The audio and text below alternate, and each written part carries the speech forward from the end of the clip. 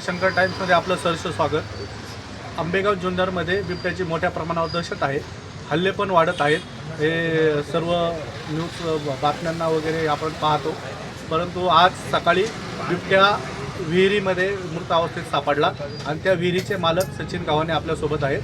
आपण घटनाक्रम त्यांच्याकडून जाणून घेणार आहोत. गावाने सर नमस्ते. काय घटनाक्रम झाला आज सकाळी बिबट्या तुमच्या विहिरीमध्ये सापडला? काल काय झालं सर, रात्री आमच्या टाकीचं पाणी संपलं म्हणून आम्ही बोललो आता मोटर चालू करायला लागेल. मग रात्र झाली पण आम्ही केली नाही. सकाळी 10 वाजता लाईट 11 वाजता लाईट येते. 11 वाजता लाईट आली की म्हणून मुलगा मोबाईल ॲटोवरून आम्ही मोटर चालू करायला गेलो, पण ती काही चालू होत नव्हती. चालू का होत नाही म्हणून मग आम्ही आमच्या मुलाला विहिरीवरती पाठवलं बघायला. तेव्हा बघ बाबा काय चालू होत नाही म्हणून, बाबा मोटर काय गाळात अडकली का काय म्हणून तो बघायला गेला. तर त्यावेळी तो बघायला गेला, पाईपाला हात लावला तर काय पाईप मोकळा होता. मग ते बघितलं तर काय आमची मोटर पाण्यात गेली तर तिथं मृत अवस्थेत आढळला. मृत अवस्थेत आढळल्यावरती आम्ही काय केलं, पहिलं फॉरेस्ट ऑफिसरला माहिती सांगितली की बाबा असं आहे की आमच्या विहिरीमध्ये बिबट्या पडलेलं आहे मृत अवस्थेत. त्यांनी आमच्याकडून पहिले व्हिडिओ मागवले की मृत अवस्थेत काय जिवंत आहे का, तर त्याला त्यांचं म्हणणं आहे की आम्हाला त्याप्रमाणे पिंजरा आणायला त्याप्रमाणे आमची यंत्रणा येणार, तुम्ही आम्हाला फक्त सांगा. तर त्यांनी आम्ही सांगितल्यावरती 11 साडे 11 वाजता आम्ही त्यांना सांगितलं. तर त्यानंतर ते अर्ध्या तासामध्ये तिथं लगेच त्यांची टीम रेस्क्यू टीम आली. त्याच्यावर आपले धनंजय कोकणे होते, निसर्ग संस्थेचे मित्रप्रेमीचे संस्थापक ते होते, त्यांची टीम सगळी टीम होती, फॉरेस्ट ऑफिसर होते.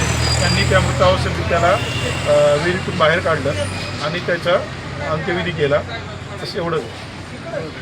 तुम्हाला किती वाजता सापडला? तुम्हाला कळलं कसं काय की हा घटना? 11 वाजता आमच्या लाईट येते ना, तर आम्हाला टाकीत पाणी संपलं होतं म्हणून आम्हाला मोटर चालू होत नव्हती म्हणून ते आम्हाला कळालं की बाबा असा मुलगा बघायला गेला. त्यावेळी कळालं की बाबा काय झाले, कारण काय म्हणून त्यावेळी आम्हाला कळालं की तिथे दुसऱ्या अवस्था आढळली.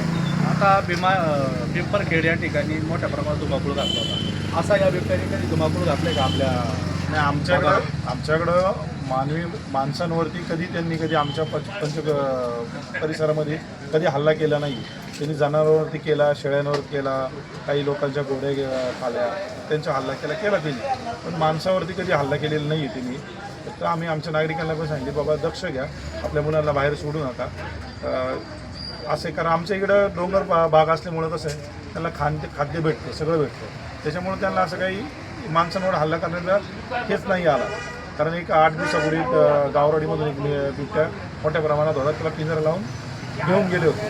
आम्ही पण सांगितलं होतं पिंजरा लावा, पण आमच्याकडे काय पिंजरा लावायची काय असेल त्यांना गरज नाही वाटली, कारण असं कधी काही झालं नव्हतं. पण शेवटी त्या बिबट्याचा दुर्दैवी मृत्यू झाला.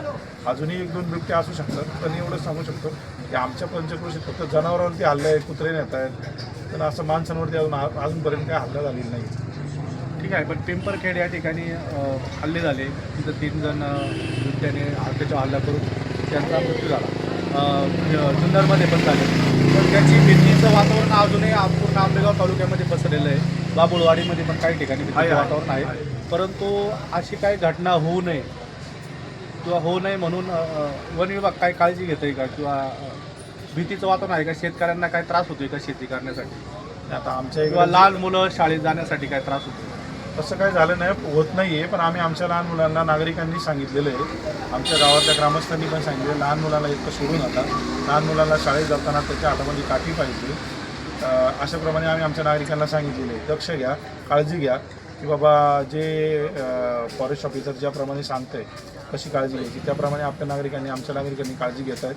त्यामुळं असं काय आमच्या मनुष्यावरती काय कधी अजून काही हल्ला केलेला नाही आहे. आता असे लहान मुलं असतात, लहान मुलांची काळजी घेण्यासाठी आता वडिलांना पण बाकीच्यांना पण कामं असतात.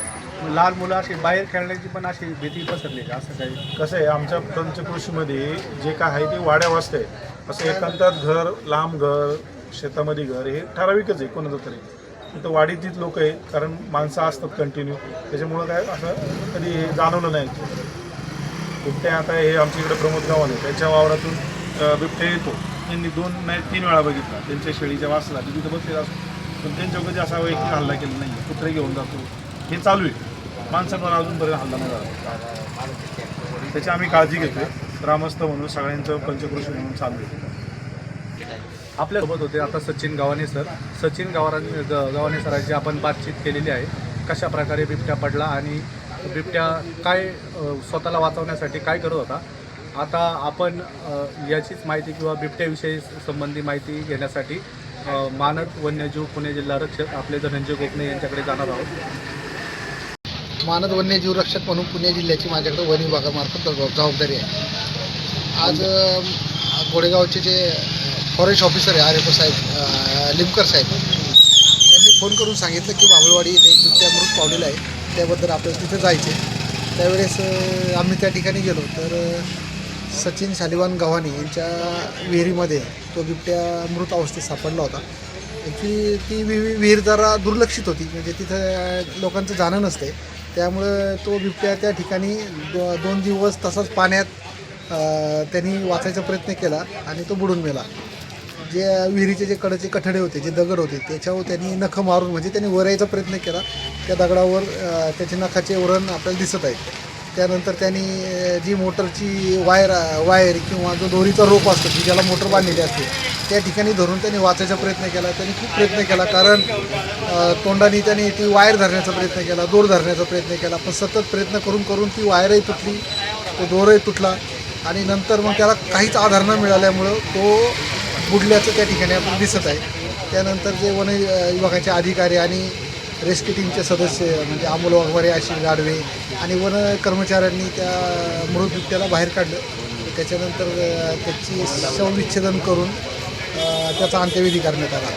खरं तर आपल्या भागात हे बिबटे खूप आहेत, परंतु आपल्या भागात बिबट्यांचा त्रास तुलनेने अजिबातच नाही आहे, कारण आपला भाग डोंगराळ भाग आहे आणि त्याला खाण्यासाठी ससे, मोर किंवा घूस हे प्राणी अनेक आहेत. त्यामुळं कोणत्याही मनुष्यावर आपल्या येथे हल्ला होत नाही. त्यामुळं नागरिकांनी काही घाबरून जायचं काम नाही आणि विनाकारण बिबट्या दिसला म्हणून पिंजरा लावा आणि त्याला पकडा असाही लोकांनी आग्रह करू नये. याला कारण असं आहे की प्रत्येक बिबट्याची ही एक टेरिटॉरी म्हणजे कार्यक्षेत्र असतं त्याचं आणि त्या कार्यक्षेत्रात तो बिबट्या असतो.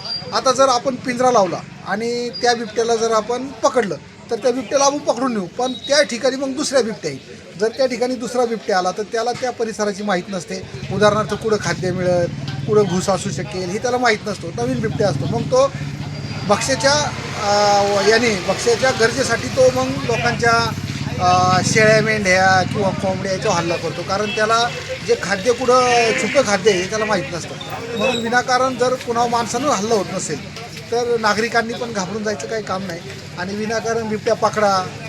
जर हल्ला झाला नसेल, कोणाला जर त्रास झालेला नसेल, कारण बिबट्या हा तुम्हाला माहीत असतं की तो माणसं किती वाजता जातात, किती वाजता येतात, तो तुमचं लक्ष ठेवून तो लाजाळू घाबरून बाजूला असतो आणि त्याला आपल्या परिसरात खाद्य आहे. त्यामुळं नागरिकांवर हल्ले होत नाही. तुलनेने घोडेगाव फॉरेस्ट रेंजमध्ये आता शिरूर किंवा मंचर ह्या पिकांची गोष्ट वेगळी आहे. तिथं खूप ऊसाचं क्षेत्र आहे आणि ऊसाचं क्षेत्र हे बिबट्यासाठी कमफळ असल्यामुळे बिबट्यांची संख्याही वाढते, कारण जी पिल्लं आहे ती सगळीच्या सगळी जगली जातात, तुलनेने संख्या वाढते आणि खाद्य कमी पडल्यामुळं ते मनुष्यावर किंवा पाळीव प्राण्यांवर हल्ले करतात. परंतु आपल्या भागात ही परिस्थिती नाही आहे.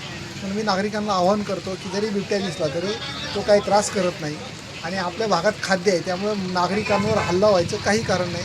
त्यामुळे नागरिकांनी घाबरून जायचं काही कारण नाही.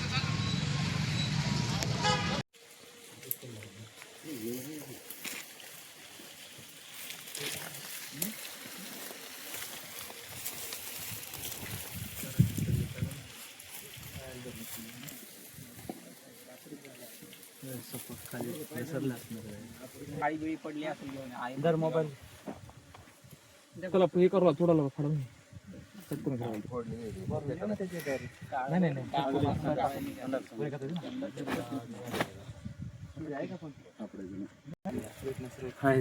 नक्की आहेत ना, फक्त जर ते कुरतडले गेले असते. स्किन सगळी हे व्हायला लागली, निघायला लागली.